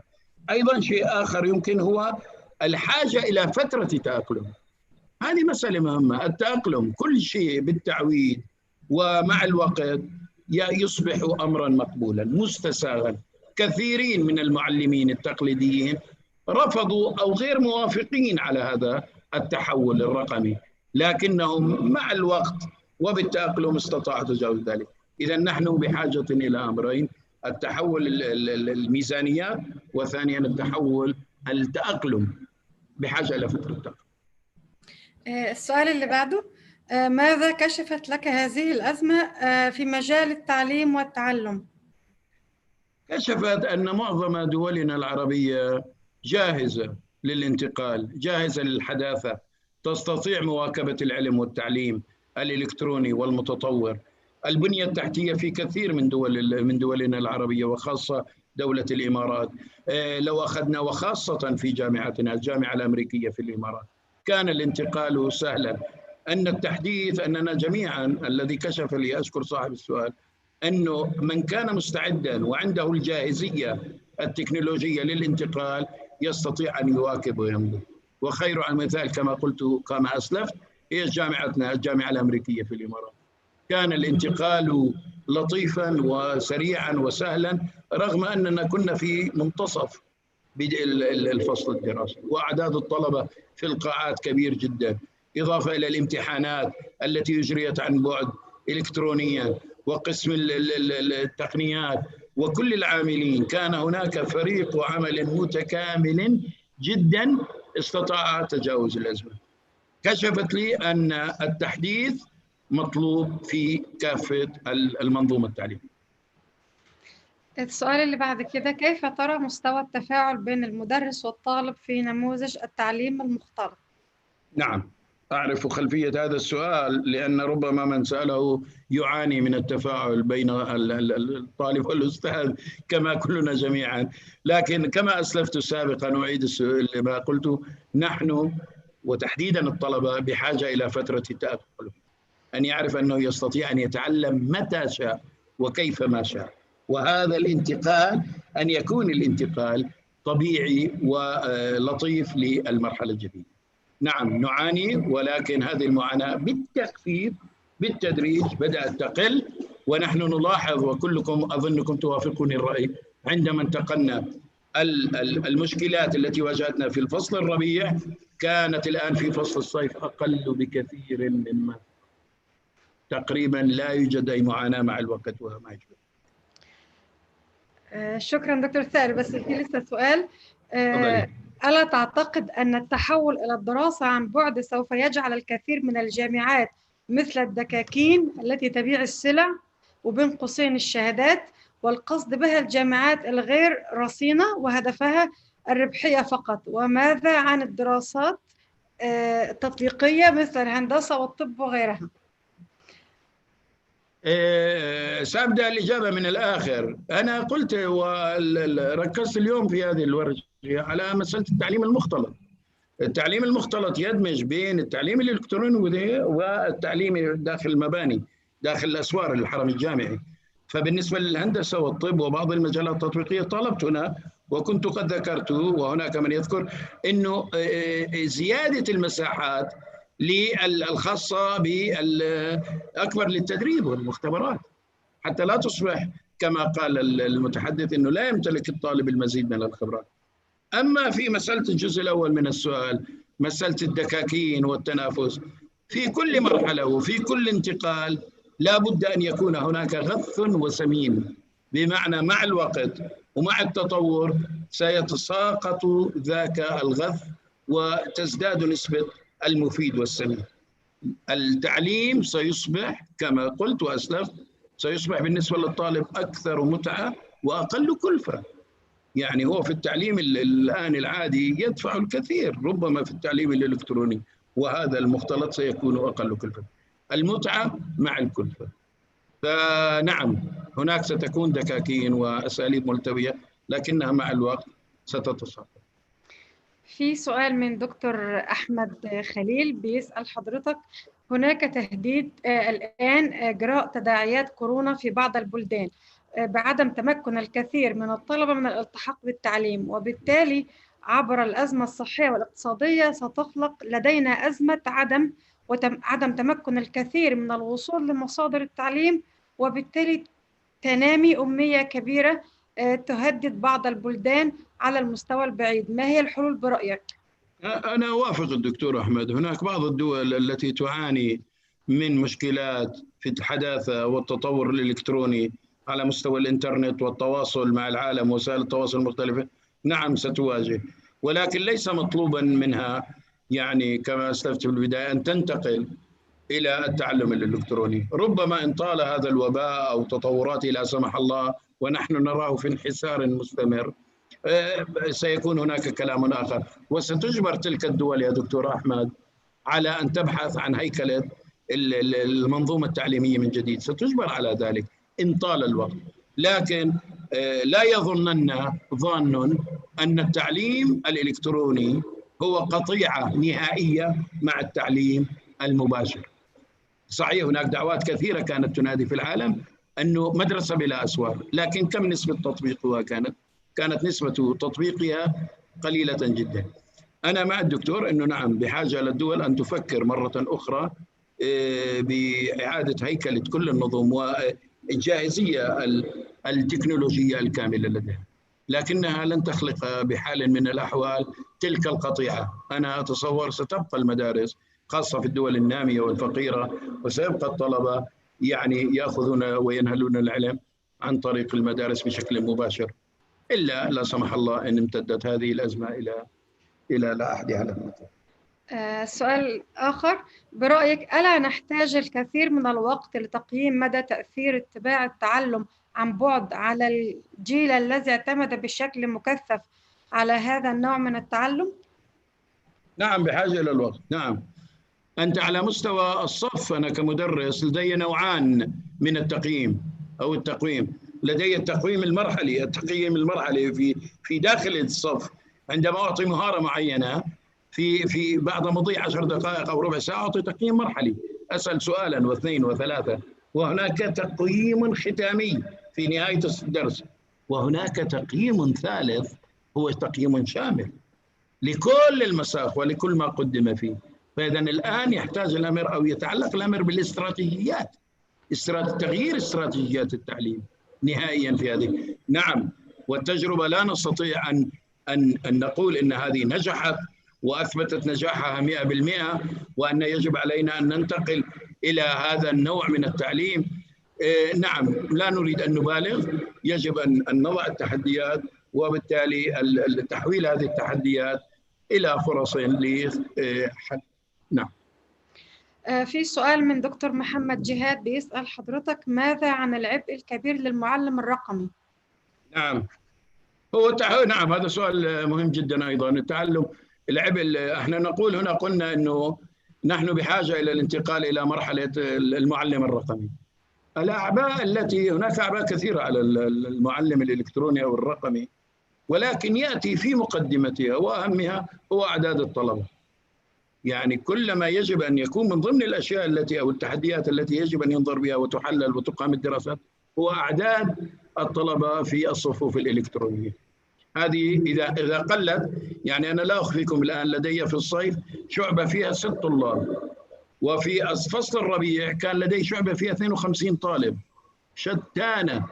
شتانة بين هذه الشعبة وتلك.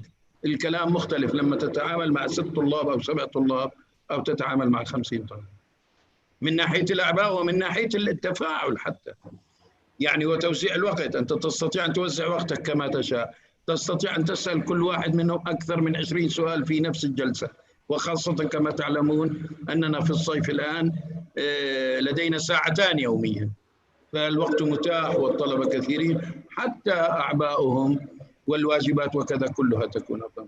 أنا برأيي يا دكتور محمد جهاد إنه هذا أهم عقبة أو أهم صعوبة تواجه الأستاذ في هذا الجانب، المعلم الرقمي.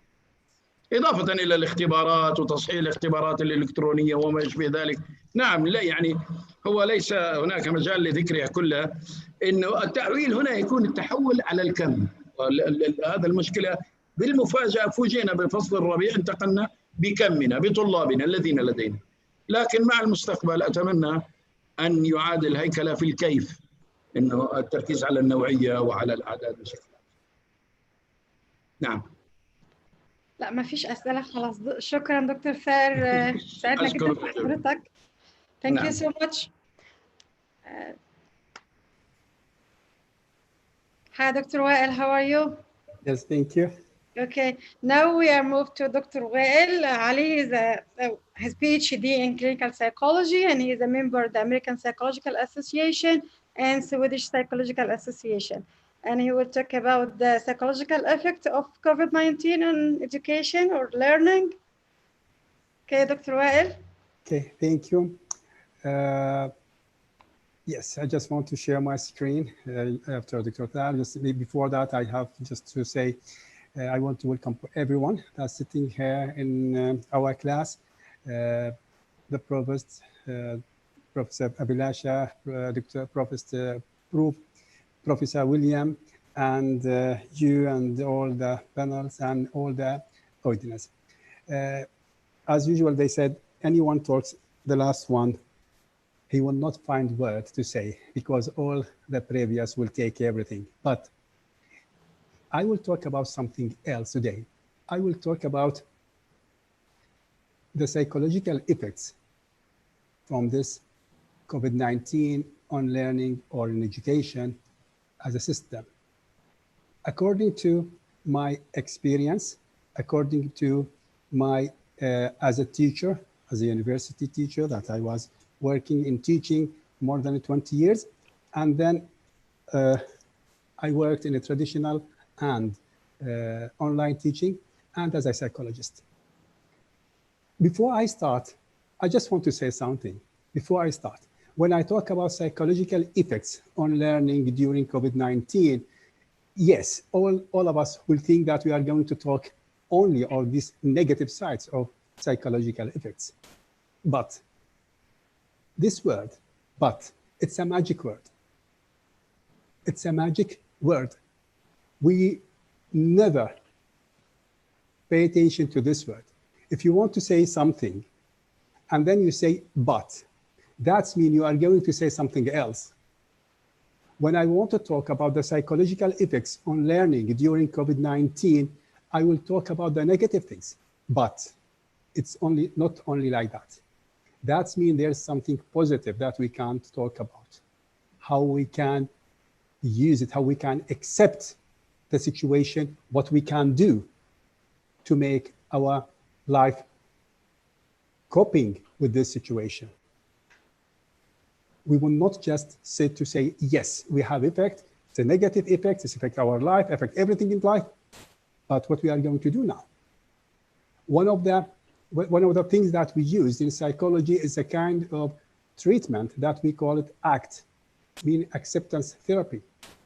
In acceptance therapy, we help the individuals to accept the situation, not accept passively, negatively, no, to accept it and to know what they are going to do in the future to learn from their experience.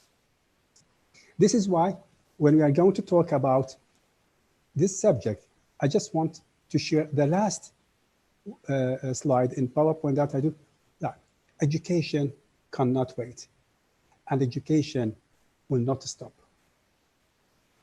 Cannot wait and will not stop.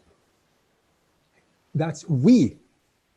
So we think that we can wait, we can stop, and in this situation, we will lose time, effort, and many things. This is why I said, even if we said the psychological effects on learning during COVID-19, yes, we are talking about the negative effects of COVID-19, but the magic word, but what we can do, how we behave, how we deal with the situation, and to which extent that we can do. I will not talk about everything that my colleagues have talked about, but I just want to say something that the psychologists and behavioral therapists, they have studying the immediate and long-term effect. We are not just in psychology, especially in ABA, especially in Swedish association. In ABA, I'm very active. Weekly, I have a research coming from them to talk about long-term effects during this situation on mental health and on every field in our life, in every field in anything, economy, politics, mental health, and education. So when we talk about it, we will talk about what we can do, how we can learn, and how the psychologist was working to make even this negative psychological effects on education, on learning, to make it easier how we can cope with this in online learning. For example, my colleagues, they have talked about changing, and this changing, it wasn't planned. It wasn't, we don't have a plan how to change, it's come suddenly. And anything change our life suddenly, or we lose something suddenly, that means we are under stress.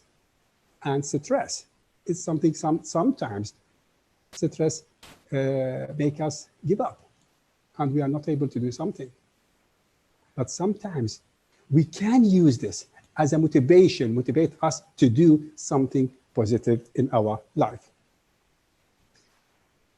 So, as I told you, I will not talk too much about negative aspects or what my colleagues have talked about, but I will say something like that. In many psychologists' minds is long-term mental health implication of pandemic. For example, University of British Columbia, they start making a long-term study.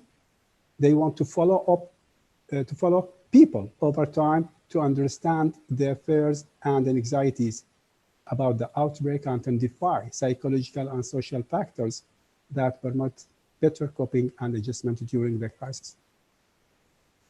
So we are, as a psychologist, now we have a big role.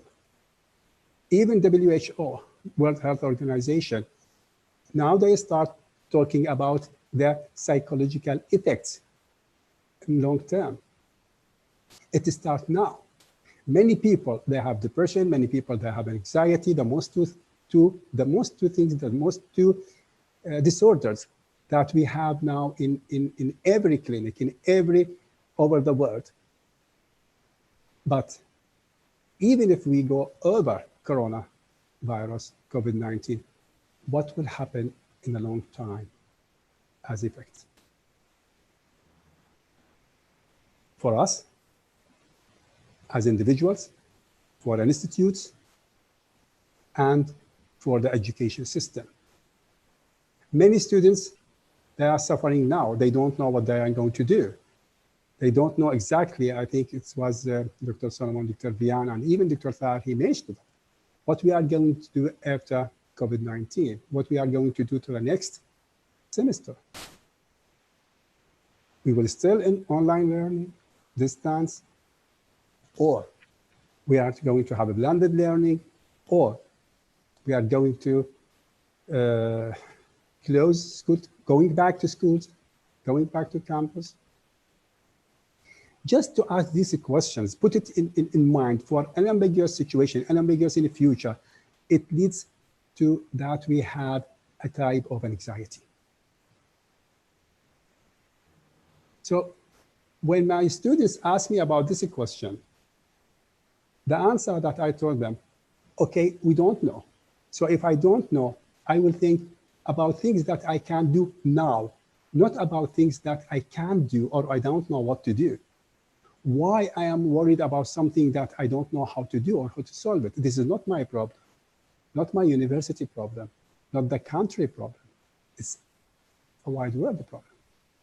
So what I can do now, if I talk to my students, if I talk to myself first, and then to talk to my students that this psychological effects, yes, I don't know if it will continue or not, but now I want you to focus now. We are taking these classes. We are doing our best. We have to use the technology. We have to use our abilities. We have to do our best to pass this situation. This is why we have to don't be panic. You have to stay positive, think positively, sorry. And there is something, I think it's something that I don't like when we ask people to please think positive. If I can't think positive, I will not ask you. I will not be like this. But show me what is positive thinking. Show your students, show your colleagues, show yourself what is positive. Positive that I'm now in this situation, I'm healthy, I can do, I have my laptop, I have my iPhones, I have my technology, I have Wi-Fi, and I have my education with me, and this is very important. This is my weapon, that I have it in my hand. I have my education with me. I have my teacher that I can talk to him directly, even it's not face-to-face, but through the any Zoom, for example, like now, Blackboard, Teams, as we have, or I can send him a message, so I'm keep touch with him. Then this will reduce my stress as a student. I know it's very difficult for many of us in the beginning. That's exactly as Dr. Thar mentioned now. He said it was a very huge difference between how we used to go, how we would every day be in the campus and talk and sit in the offices, in the classroom, and suddenly we have to stay at home. We have to use this kind of education or learning. Only this makes us nervous. But now, after we understand the situation, we accept the situation, all of these things going down, so we are now able to control what we can do. So exactly the psychologists doing their best as in teaching, in education, in helping, in counseling, in everything. Even with these people that they have the COVID-19 or with their relatives. What we are going to do. it's okay for me if I have the symptoms of COVID-19. Who's going to talk to me? I'm afraid that people will leave me alone. No one will dare to come to talk to me what I'm going to do. So people thinking in the psychological effects and the students thinking in these things, in addition to they are worried about their futures, about their future. What are we going to do? How we are going to learn? As many of my colleagues mentioned that before, no one accepts the online learning. No way. But now, we found that this kind of learning can be one of the best solutions that we have now. We don't have any other solution. We have to do it. We have to develop it, and we have to improve ourselves to develop it. So in this way, I can just make it so determined effect as a psychological effects on the learning that we have. At this point, when we talk about that we have to know that it's unprecedented global public health crisis. We don't know what to do, but it's affect all the as we talk about social relationship in our economy, in our politics, freedom. I'm not free to go out. I'm not allowed to go out. If I want to go out, I have to wear my mask, my gloves. So I'm not free as before. What I'm going to do? What time I have to come back?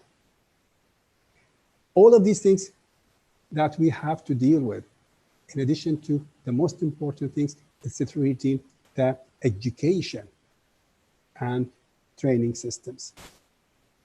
How we can work with this, what we can do with the teachers, with the educators, with the trainers, with the students, and with the education system as all, with the material, for example, with the communication skills that we want to develop. One of the most important things that we have to know that our communication with people before this COVID-19 is different in our communication with people now or after COVID-19. I just watched the football match that they are returned again before 1 week. And I noticed before how the players behave when they're making score and how they behave now. It's enough to them to come to each other and only from elbow like this, and that's enough. So this is what we can learn. This is what we can do. No, but the most important thing is that how we can, as I said, continue in the education and learning, and we will not stop in one point without going to the other point. So I will not, we don't have enough time. So I will go through them. I will go directly to them because as we talk here, it's many type of anxiety, depression, how we can, sometimes we be afraid for ourselves or the people that we loved, family, and we don't know how to do. We have many stress, and this is all of this affecting all the people in the society. And if we talk about education or teaching process, we have people, we have the teacher. He's not a machine. And we have the students. They are not machines. We have feelings, we have emotions, we have thinking. So we all in the same situation. We all have the same boat. So I can't say you are better than me. I can't say you are only student. What you have to do. No, this is not good. Or the students will say they are teachers. They don't know what we have. No.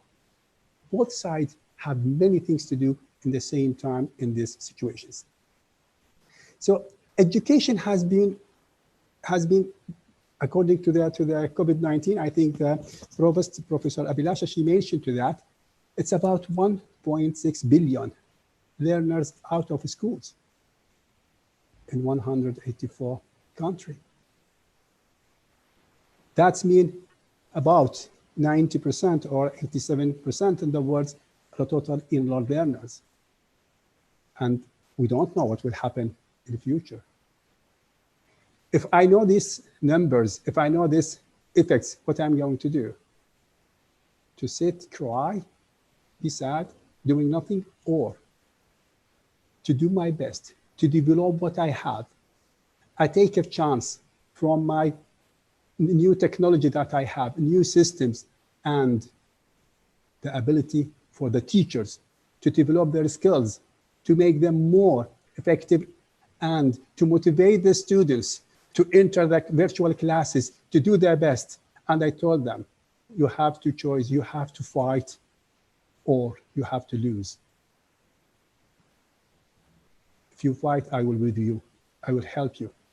But if you choose to stay at home because of the psychological effects on learning and what happened and only this, you will lose many things. And you don't want to lose. No one likes to lose. This is why it's very important for us to, every time, to encourage the students, to motivate them, to help them to understand this is, I heard many people that said this is the future of learning. No, we will not talk about that. We will not say that. We will say, now we have this situation, what we can do now. Tell me now. Don't talk me about the future. I don't know what will happen in the future. I don't know what happened next week. But now I know what I can do. Now I know what I have. So these psychological effects, we can make them bigger, or we make them minimize them so much so we can. So in education system, we have these 4 components that have been psychologically impacted by COVID-19. Students, teachers, materials, and ways of communications. The students have been impacted, as well as the teachers, as we talk about. Materials. We don't have hard copies materials as we have before. So the students, they the students, they have to write online. They have to type their answers and send them. Before that, they were writing in pen and paper, handwriting. The students in the material, we used to give the students books. They go to the library to take books, to read. We gave them some papers, PDF. We just make it PDF and then print it and there to the students. These materials now, they're not allowed to use it. So even these materials infected or have been changed. We will not discuss is it negative or positive, because I don't have any other way. I don't have any alternative. I have to give you like this or nothing. And the last one is the ways of communication. This kind of ways of communication that we have, it have 2 sides. Before that, I have office hours. So students can come directly, talk what they need, and then any student can 5-10 minutes. Thank you, I don't have enough time today, so this is my office hour. Yeah. Now, I think it's an open office hour. Yes, sometimes I didn't answer directly the students. If they send you, for example, at 1 p.m. 1 a.m. in the morning or something like that, I know that I have received something, but I will not answer. That doesn't mean I will ignore them. No. If something very important, maybe. But if I answered, I will encourage the students to write anytime that they want. But I read it. And then next morning, in the early morning, the first thing that I go back to these letters or SMS and answer them. So this number 1. 2, I think Dr. Vian, she mentioned to that. When I got into my class, I will never enter directly to say, okay, today we are going to talk about 1, 2, 3. No.